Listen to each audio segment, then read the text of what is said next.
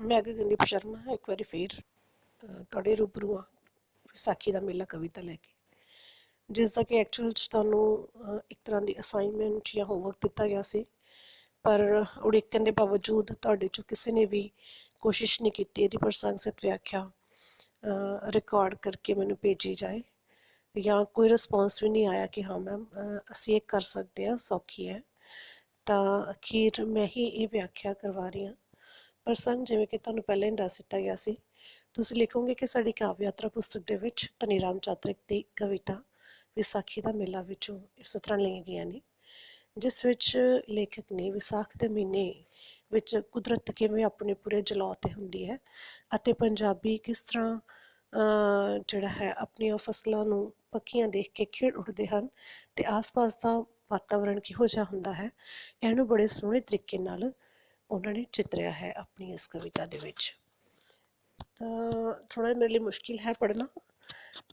ਕਵੀ ਕਹਿ ਰਿਹਾ, ਪੱਕ ਗਈਆਂ ਕਣਕਾਂ ਲੁਕਾਟ ਰਸਿਆ, ਬੂਰ ਪਿਆ ਅੰਬਾਂ ਨੂੰ ਗੁਲਾਬ ਹੱਸਿਆ, ਬਾਗਾਂ ਉੱਤੇ ਰੰਗ ਫੇਰਿਆ ਬਹਾਰ ਨੇ, ਬੇਰੀਆਂ ਲਿਫਾਈਆਂ ਟਾਹਣੀਆਂ ਦੇ ਭਾਰ ਨੇ। ਕੁਦਰਤ ਦਾ ਵਰਣਨ ਕੀਤਾ ਹੈ ਇਸ ਪੂਰੇ ਪਿਆਰੇ ਦੇ ਵਿੱਚ।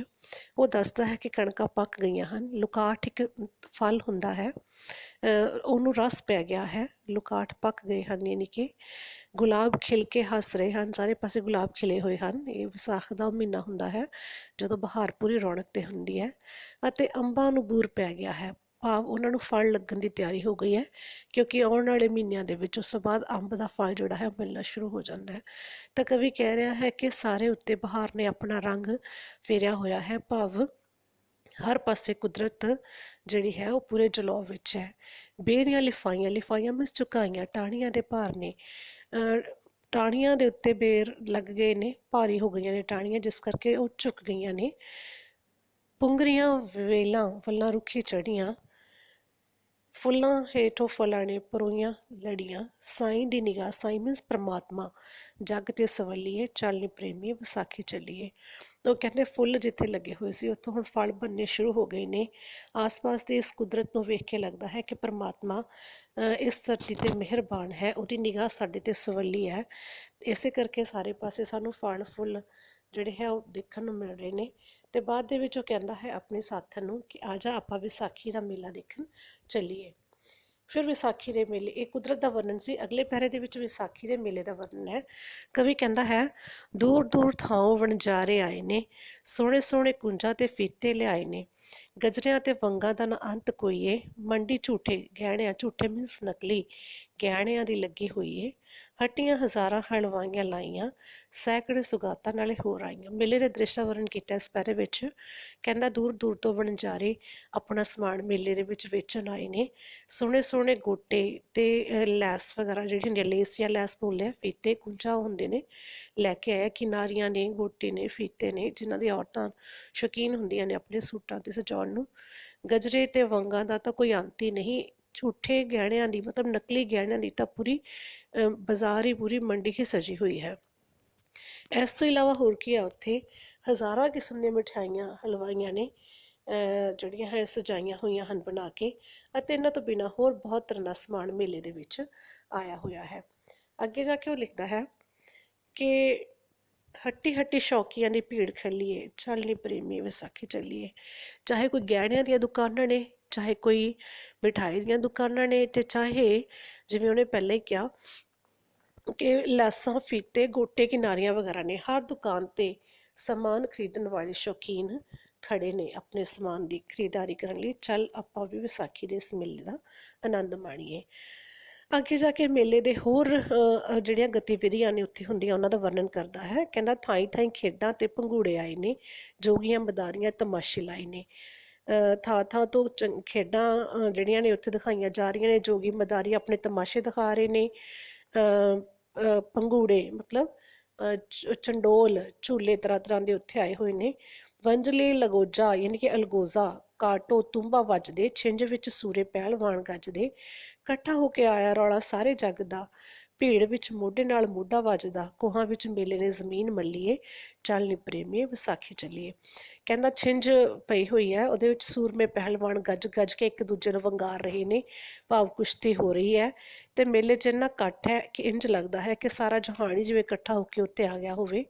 ਭੀੜ ਇੰਨੀ ਹੈ ਕਿ ਕੋਈ ਬੰਦਾ ਉੱਥੇ ਸਿੱਧਾ ਤੁਰ ਨਹੀਂ ਸਕਦਾ, ਮੋਢੇ ਨਾਲ ਮੋਢਾ ਖਹਿੰਦਾ ਹੈ, ਅਤੇ ਕੋਹਾਂ ਤੱਕ ਇਹ ਮੇਲਾ ਜਿਹੜਾ ਹੈ ਫੈਲਿਆ ਹੋਇਆ ਹੈ, ਕੋਹਾਂ ਤੱਕ ਜ਼ਮੀਨ ਦੇ ਵਿੱਚ ਫੈਲਿਆ ਹੋਇਆ। ਫਿਰ ਵੀ ਭੀੜ ਇੰਨੀ ਹੈ ਕਿ ਮੋਢੇ ਨਾਲ ਮੋਢਾ ਵੱਜਦਾ ਹੈ। ਕਹਿੰਦਾ ਚੱਲ ਆਪਣੀ ਸਾਥਣ ਨੂੰ ਕਹਿੰਦਾ ਆਪਾਂ ਵੀ ਵਿਸਾਖੀ ਦੇ ਮੇਲੇ ਵਿੱਚ ਚੱਲੀਏ। ਅੱਗੇ ਜਾ ਕੇ ਕਹਿੰਦਾ ਬਾਲ ਬੁੱਢੇ ਗੱਭਰੂ ਮੇਲੇ 'ਚ ਆਏ ਨੇ, ਟੂੰਬ ਟੂੰਬ ਰੀਝਾਂ ਨੇ ਸਾਰੇ ਜਗਾਏ ਨੇ, ਭਾਂਤੋ ਭਾਂਤ ਦਿਨ ਭਾਂਤੋ ਭਾਂਤ ਮਾਲ ਨੇ, ਟੋਲ ਰਹੇ ਆਪੋ ਆਪਣਾ ਖਿਆਲ ਨੇ। ਹਰ ਉਮਰ ਵਰਗ ਦੇ ਲੋਕ ਕਹਿੰਦਾ ਮੇਲੇ 'ਚ ਆਏ ਹੋਏ ਨੇ, ਚਾਹੇ ਕੋਈ ਬੱਚੇ ਹੈ, ਚਾਹੇ ਕੋਈ ਬੁੱਢੇ ਹੈ, ਚਾਹੇ ਕੋਈ ਜਵਾਨ ਨੇ।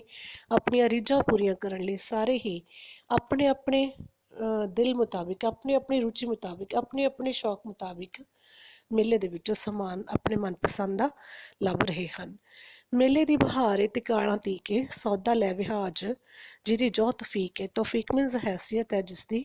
ਸੌਦਾ ਵਿਹਾਜਣਾ ਮਤਲਬ ਵਪਾਰ ਕਰਨਾ। ਪਲੋ ਪਲੀ ਵਿੱਚ ਹੋਣੀ ਚਲੋ ਚੱਲੀਏ, ਚੱਲ ਨੀ ਪ੍ਰੇਮੀਏ ਵਿਸਾਖੀ ਚੱਲੀਏ। ਅੰਤ ਵਿੱਚ ਕਵੀ ਕਹਿੰਦਾ ਹੈ ਕਿ ਮੇਲਾ ਜਿਹੜਾ ਹੈ ਇਹਦੀ ਇੰਨੀ ਰੌਣਕ ਬਸ ਤਿਕਾਲਾਂ ਤੀਕੀ ਯਾਨੀ ਕਿ ਆਤਨ ਤੀਕੀ ਹੈ, ਉਦੋਂ ਤੱਕ ਜਿਸਨੇ ਜੋ ਵੀ ਆਪਣਾ ਸਮਾਨ ਖਰੀਦਣਾ ਹੈ, ਸੌਦੇਬਾਜ਼ੀ ਕਰਨੀ ਹੈ, ਵਪਾਰ ਕਰਨਾ ਹੈ, ਆਪਣੀ ਹੈਸੀਅਤ ਮੁਤਾਬਿਕ ਉਹ ਕਰ ਲਵੇ। ਫਿਰ ਤਾਂ ਪਲਾਂ ਵਿੱਚ ਹੀ ਮੇਲਾ ਜਿਹੜਾ ਹੈ ਇੱਥੇ ਚਲੋ ਚਲੀ ਹੋ ਜਾਣੀ ਹੈ, ਯਾਨੀ ਕਿ ਜਿਵੇਂ ਹੀ ਆਤਨ ਹੋਵੇਗਾ ਸਭ ਆਪਣੇ ਆਪਣੇ ਘਰਾਂ ਨੂੰ ਚਲੇ ਜਾਣਗੇ ਅਤੇ ਇਹ ਮੇਲਾ ਵਿਛੜ ਜਾਵੇਗਾ।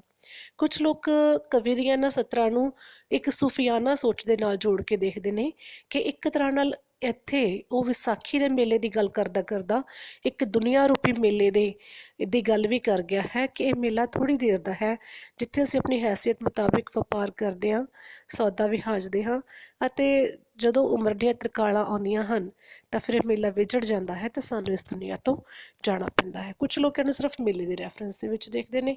ਤਾਂ ਬੱਚਿਓ ਇਹ ਸੀ ਤੁਹਾਡੀ ਕਵਿਤਾ ਵਿਸਾਖੀ ਦਾ ਮੇਲਾ। ਕੁਐਸਚਨ ਆਨਸਰਸ ਤੁਸੀਂ ਇਸ 'ਚੋਂ ਨਹੀਂ ਕਰਨੇ, ਸ਼ਾਇਦ ਮੈਂ ਪਹਿਲੇ ਵੀਡੀਓ ਸੈਸ਼ਨ ਦੇ ਵਿੱਚ ਕਿਹਾ ਹੋਣਾ ਕਿ ਅੱਤ ਛੋਟੇ ਪ੍ਰਸ਼ਨ ਕਰਨੇ ਆ, ਉਹ +1 ਦੇ ਵਿੱਚ ਹੀ ਆ। +2 ਦੇ ਵਿੱਚ ਤੁਹਾਨੂੰ ਸਿਰਫ ਇਹਦੀ ਪ੍ਰਸੰਗ ਸਹਿਤ ਵਿਆਖਿਆ ਆਉਂਦੀ ਹੈ। ਸੋ ਕਵਿਤਾ ਦੀ ਪ੍ਰਸੰਗ ਸਹਿਤ ਵਿਆਖਿਆ ਬੜੇ ਵਧੀਆ ਤਰੀਕੇ ਨਾਲ ਤੁਸੀਂ ਕਰੋ। ਕੋਈ ਪ੍ਰੋਬਲਮ ਹੋਵੇ ਤਾਂ ਮੇਰਾ ਨੰਬਰ ਮੈਮ ਨੇ ਐਡ ਕੀਤਾ ਹੈ ਗਰੁੱਪ ਵਿੱਚ, ਤੁਸੀਂ ਮੈਨੂੰ ਪੁੱਛ ਸਕਦੇ ਹੋ। ਮੈਂ ਹਮੇਸ਼ਾ ਤੁਹਾਡੀ ਹੈਲਪ ਲਈ ਤਿਆਰ ਹਾਂ। ਉਦੋਂ ਤੱਕ ਆਪਣੇ ਘਰ ਰਹੋ, ਸੁਰੱਖਿਅਤ ਰਹੋ। ਧੰਨਵਾਦ।